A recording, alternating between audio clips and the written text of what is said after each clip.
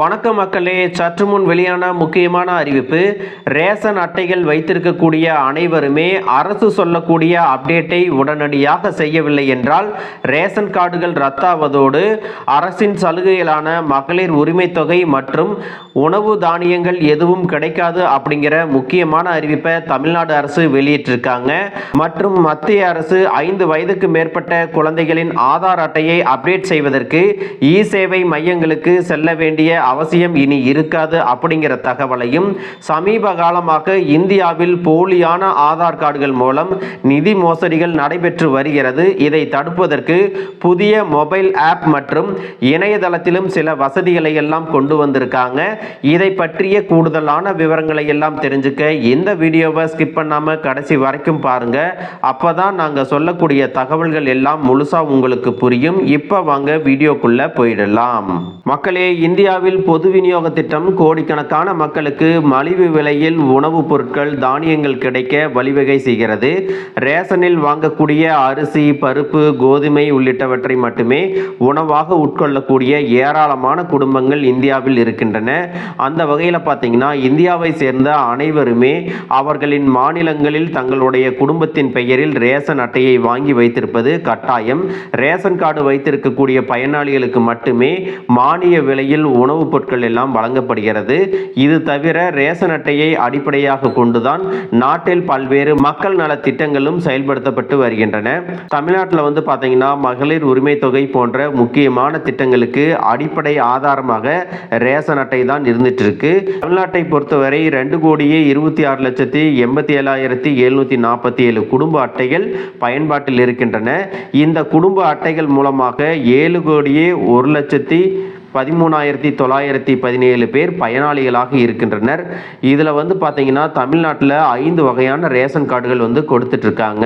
முன்னுரிமை குடும்ப அட்டைகள் அப்படின்னு சொல்லக்கூடிய PHH அட்டை வைத்திருப்பவர்களுக்கு அரிசி உள்ளிட்ட அனைத்து பொருட்களும் கிடைக்கும் அப்படின்னு சொல்லியிருக்காங்க. தமிழ்நாட்டில் அதிகமான மக்களிடத்தில் இந்த அட்டை தான் இருக்கிறது. அடுத்ததாக பார்த்தீங்கன்னா முன்னுரிமை குடும்ப அட்டைகள், அதாவது அந்தியோதயா அன்ன யோஜனா கார்டு வைத்திருக்கிறவங்க. அந்த கார்டில் பார்த்தீங்கன்னா PHHAAY அப்படின்னு பிரிண்ட் ஆகிருக்கும். இவங்களுக்கு 35 கிலோ அரிசி உள்ளிட்ட அனைத்து பொருட்களையும் நியாய விலை கடைகளிலிருந்து பெற்றுக்கொள்ளலாம் அப்படின்னு சொல்லியிருக்காங்க.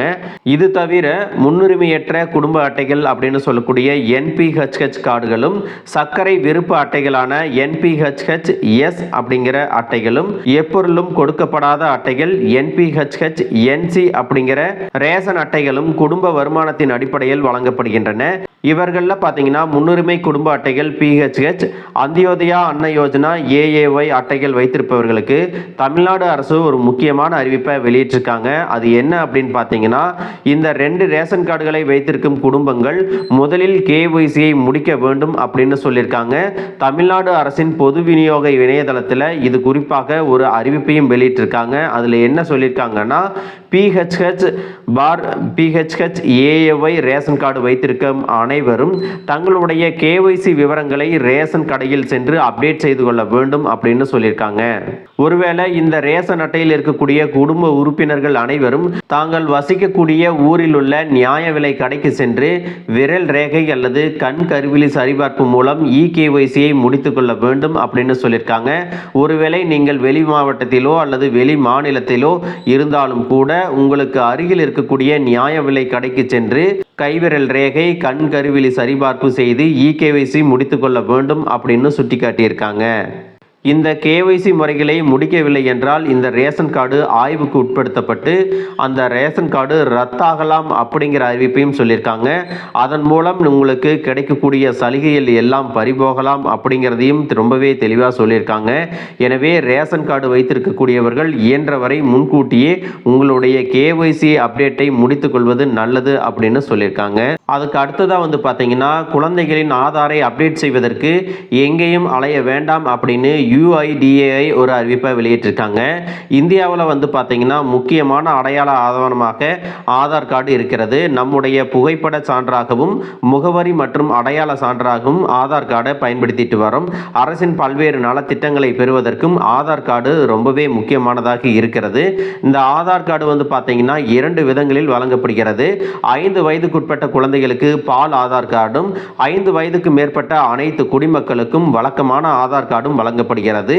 5 வயது வரையிலான குழந்தைகளுக்கு வழங்கக்கூடிய பால் ஆதார் கார்டில் அவங்களுடைய பயோமெட்ரிக் தரவுகளான கருவிழி மற்றும் கைரேகை பதிவுகள் எல்லாம் செய்யப்பட்டிருக்காது. குழந்தைக்கு 5 வயது முடிந்த பிறகு பெற்றோர்கள் அவர்களை ஆதார் சேவை மையத்திற்கு அழைத்து சென்று கைவிரல் ரேகை மற்றும் கருவிழி ஆகியவற்றை பதிவு செய்ய வேண்டும். இவ்வாறு 5 வயது முடிந்த குழந்தைகளுக்கு அவர்கள் 7 வயது ஆவதற்குள் பயோமெட்ரிக் தரவுகளை எல்லாம் அப்டேட் செய்யவில்லை என்றால் அவர்களுக்கான ஆதார் அட்டை செயலிழந்து போய்விடும் அப்படின்னு சொல்லியிருக்காங்க. பெற்றோர்கள் வந்து பார்த்தீங்கன்னா தங்களுடைய 5 வயதுக்கு மேற்பட்ட குழந்தைகள் இருக்கிறாங்க அப்படின்னா அவங்களுடைய ஆதாரில் பயோமெட்ரிக் விவரங்களை சேர்த்து அப்டேட் செய்யணும் அப்படின்னு சொல்லியிருக்காங்க. இந்த சூழலில் வந்து பார்த்தீங்கன்னா குழந்தைகளுக்கான பயோமெட்ரிக் அப்டேட்டினை எளிமையாக்கக்கூடிய வகையில் பள்ளிகளிலேயே பயோமெட்ரிக் அப்டேட் நடைமுறையை கொண்டு வர திட்டமிட்டு இருப்பதாக UIDAI அறிவிப்பு வெளியிட்டிருக்காங்க.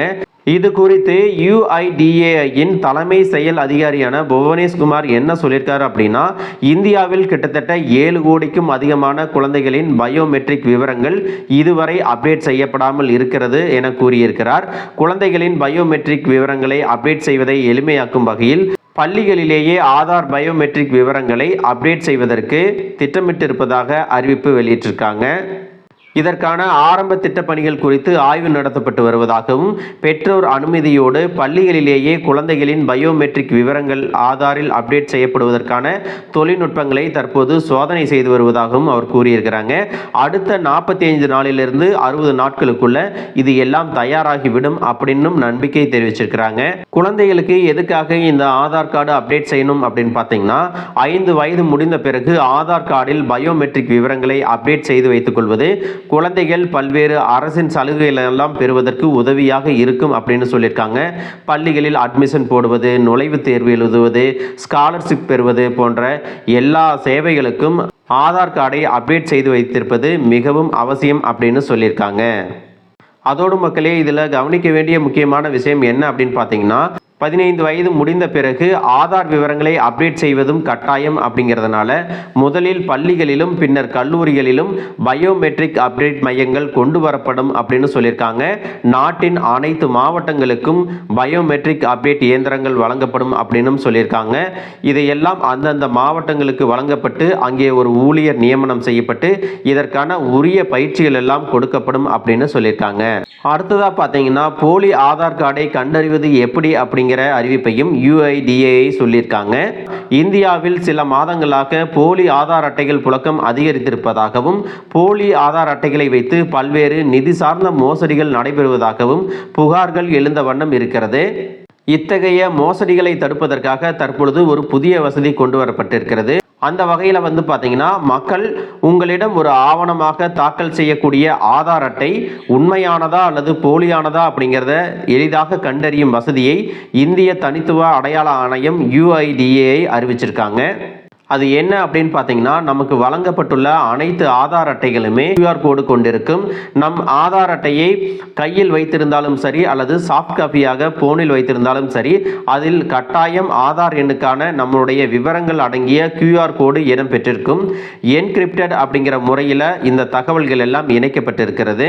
இந்த QR கோடினை ஸ்கேன் செய்தாலே அந்த நபரின் புகைப்படம், பிறந்த தேதி ஆகிய விவரங்களை எல்லாத்தையும் நம்ம தெரிஞ்சுக்க முடியும். எனவே ஒரு ஆதார் அட்டை உண்மையானதா அல்லது போலியானதா அப்படிங்கிறத கண்டறிய இந்த வசதி பயன்படும் அப்படின்னு சொல்லியிருக்காங்க. இதற்காக மக்கள் M-ஆதார் அப்படிங்கிற செயலியை தங்களுடைய மொபைல் போனில் டவுன்லோடு செய்து கொள்ள வேண்டும் அப்படின்னு சொல்லியிருக்காங்க. அல்லது UIDAI அதிகாரப்பூர்வ இணையதளத்தில் ஆதார் QR கோடு ஸ்கேனர் என்று கருவி இணைக்கப்பட்டிருக்கிறது. இதனையும் நீங்கள் பயன்படுத்தி கொள்ளலாம். அந்த QR கோடினை ஸ்கேன் செய்தால் ஆதார் அட்டை யாருக்கு சொந்தம், அவருடைய பெயர், பிறந்த தேதி மற்றும் புகைப்படம் ஆகிய விவரங்களை எல்லாம் அது காட்டிவிடும். ஒருவேளை விவரங்கள் தவறாக இருந்தால் நீங்கள் உஷாராகி கொள்ளலாம் அப்படின்னு சொல்லியிருக்காங்க. நீங்கள் ஒரு நிறுவனம் நடத்துறீங்க அல்லது ஒரு அங்கீகார நடைமுறைக்காக ஒருவரினுடைய அடையாளத்தை சரிபார்க்க வேண்டிய நிலையில் இருக்கிறீங்க அப்படின்னா உங்களிடத்தில் இருக்கக்கூடிய ஆதார் போலியானதா அப்படிங்கிறது ஒரு சந்தேகம் இருந்துச்சு அப்படின்னா நீங்கள் இந்த வசதியை பயன்படுத்தி கொள்ளலாம். இது இலவசம்தான் அப்படின்னு சொல்லியிருக்காங்க. இந்த சோதனையை செய்யறதுக்கு ஒரு சில நொடிகள் போதும் அப்படின்னு சொல்லியிருக்காங்க. மக்களே, இந்த தகவல் உங்களுக்கு ரொம்பவே பயனுள்ளதாக இருந்திருக்கும் அப்படின்னு நினைக்கிறேன். இது போன்ற அரசு அறிவிக்கிற அனைத்து உண்மை அப்டேட்டுகளையும் தெரிஞ்சுக்க நம்ம சேனலை சப்ஸ்கிரைப் பண்ணுங்கள். வீடியோ பிடிச்சிருந்தா ஒரு லைக் பட்டனையும் தட்டி விட்டுருங்க. தேங்க்யூ ஃபார் வாட்சிங்.